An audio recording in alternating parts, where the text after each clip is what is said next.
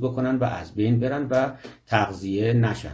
هدف من از این اسلاید این بود که بزنم به کار کلینیکی خودمون که ببینید اون چیزی که واقعا از توی کانال شما در میارید، یعنی یک کلینیک شیپینگ خوب انجام بدید، خیلی میتونه مهمتر باشه از ابچوریشنی که الان شما دارید مبحثش رو با هم دیگه میریم جلو. خیلی وقتا میبینید که دندون سازای تجربی یه دندون وایتال رو برمیدارن، مثلا یه پرمولر پایین رو یه اندو میکنن 5 میلیمتر هم آندره، بعد از 10 سال میبینید هیچ زایعه نداده.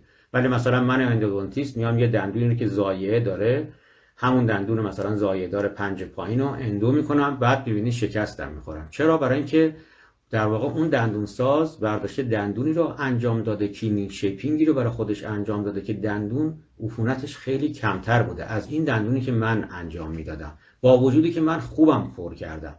منظورم اینه که هدفمون در کل این روند اندو اون چیزی که مهمه خارج کردن اون پالپ و مواد عفونیه. پر کردنش مرحله بعدی هستش که برای ما میتونه مهم باشه.